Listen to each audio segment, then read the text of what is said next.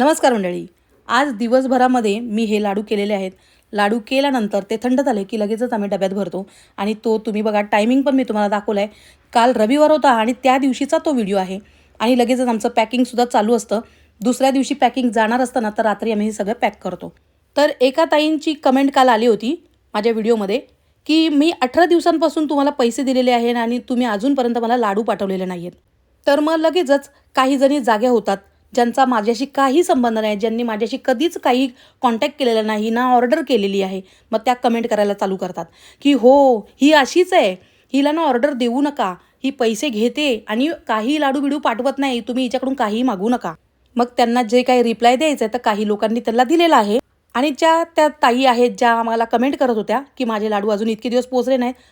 पहिली गोष्ट तर माझ्याकडे जेव्हा तुमचे पैसे आलेले असतात ना त्याच्या 2 दिवसानंतर लगेचच माझ्या इथून पार्सल निघालेलं असतं. इतक्या लोकांचे पार्सल म्हणजे बघा ना, दिवसाला 150-150 माझे पार्सल आहेत ते जातात. कधी-कधी 170 सुद्धा असतात, 180 सुद्धा असतात.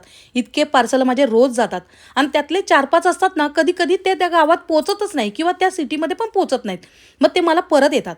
मग त्याच्यामध्ये जो लागणारा काळ असतो ना, तो मोठा असतो. असं होतं आणि माझ्याकडे नाही जरी पोचलं ना, पण त्या व्यक्तीने मला कॉल केला किंवा मेसेज केला ना, की ताई माझे अजूनपर्यंत लाडू पोचले नाही, मसाले पोचले नाही. मग ते माझ्याकडे जरी नाही आले ना, तरीसुद्धा मी त्यांना परत पाठवते. काही जणी तर खोटंसुद्धा सांगतात, तरीसुद्धा मी त्यांना परत पाठवते. तरीसुद्धा लोक अशी कमेंट करतायत.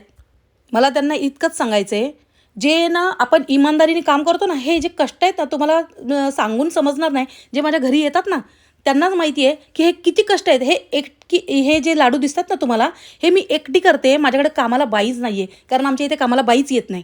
हे मी दिवसभरामध्ये इतके लाडू केलेले असतात आणि ते एकटीने केलेले असतात. घरातली कामंसुद्धा माझ्याकडे भांडी घासायला सुद्धा बाई नाही आहे, तर ते सुद्धा मी एकटी करते. चला ते माझ्या कष्टांशी कोणाला काही घेणं देणं नाही, त्याच्याशी मला पण काय बोलायचं नाही त्याबद्दल.